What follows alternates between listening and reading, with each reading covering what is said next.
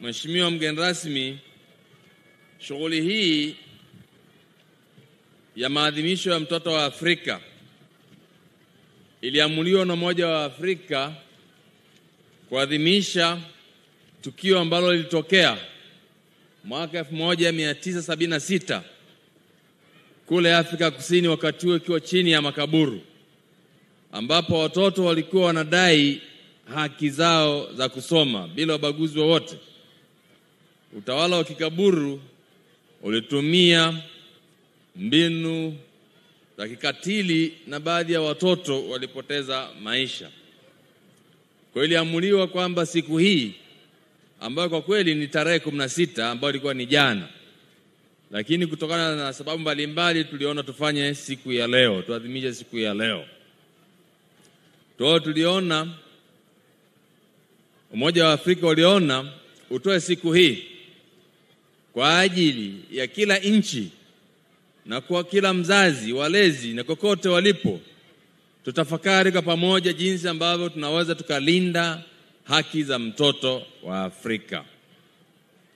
Na Mheshimiwa mgeni rasmi, kauli mbiu inayoongoza maadhimisho ya mwaka huu ni haki za mtoto, tulipotoka, tulipo na tuendako. Kauli mbiu hii, Mheshimiwa mgeni rasmi, inatutaka tuendelee kutathmini ni namna gani tunalinda, tunatunza haki za mtoto kwa historia yetu, tulipotoka, lakini sasa hivi tuko wapi na tunaelekea wapi.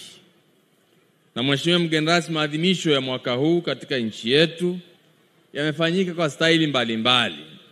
Naomba niruhusu niseme machache kwa maana ya namna ambavyo tumeyatumia kuadhimisha maadhimisho ya mwaka huu. Moja, kwa kushirikiana na wenzetu ofisi ya Rais TAMISEMI, tulielekeza mikoa na halmashauri kuadhimisha siku hii, na kwa kweli mikoa na halmashauri zetu ziliadhimisha siku hii vizuri sana kwa namna ilivyo na mazingira inavyoendana na mazingira walio nayo. Lakini pia Mheshimiwa mgeni rasmi, kumekuwa na midahalo kutoka kwenye vyuo vyetu vya elimu ya juu na taasisi za elimu ya juu juu ya masuala mbalimbali yanayohusiana na haki za mtoto, wakiongozwa na kauli mbiu yetu.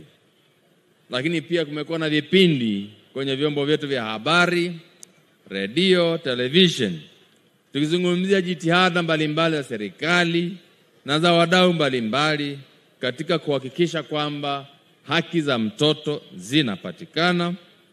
Lakini pia Mheshimiwa mgeni rasmi, umefanyika mkutano wa Baraza la Watoto la Taifa, ambao pamoja na mambo mengine walifanya uchaguzi, na kwenye risala yako wamekueleza jinsi ambavyo walichaguana. Lakini katika hilo waliunda Baraza la Watoto lenye wajumbe 8 ambao walitajwa hapa. Na leo Mheshimiwa mgeni rasmi, tunashirikiana na wenzetu wa mkoa wa Dar es Salaam, lakini na wadau wetu mbalimbali kama ambavyo nimetangulia kuwataja, kuadhimisha siku ya mtoto wa Afrika, ambapo kilele chake kilikuwa ni leo, lakini kutokana na sababu mbalimbali iliona tufanye siku ya leo. Mheshimiwa mgeni rasmi, nitakuomba ikikupendeza, utakapomaliza hotuba yako, tutakuomba ufanye kazi nyingine 2. Tutakuomba uzindue rasmi Baraza la Watoto ambao lilichaguliwa hilo jana, litakalohudumu kwa kipindi cha miaka 2, yani mwaka 25-26 mpaka 26-27, na kazi nyingine itakuwa ni kutoa vyeti vya kutambua uongozi mahiri wa Baraza la Watoto ambao ndio wanamaliza muda wake. Mheshimiwa mgeni rasmi, naomba uniruhusu niseme sentensi kama 1 au 2 tu kuchagiza shughuli hii ya leo. 1, Mheshimiwa mgeni rasmi, shughuli ya leo, siku ya mtoto wa Afrika, inatutaka kama jamii, kama nchi, kama moja kusikiliza sauti za watoto.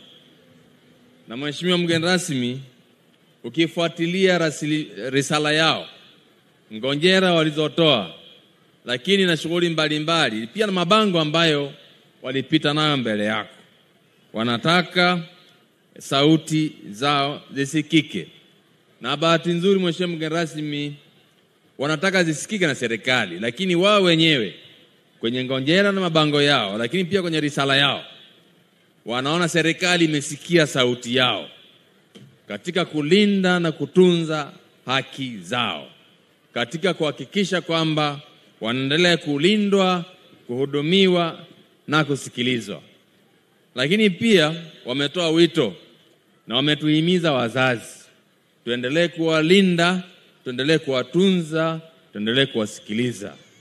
Na kwa kweli, Mheshimiwa mgeni rasmi, huo ni wito ambao na mimi ningependa kuungana nao, kuomba wazazi wenzangu, kuwaomba walezi kokote tulipo, tuendelee kutimiza jukumu hilo kama ambavyo watoto wetu wametuomba, kuendelee kuwalinda, kuendelee kuwasikiliza, kuwatunza. Tuimarishe malezi, hatua za malezi na makuzi ya watoto ili waweze kukua vizuri.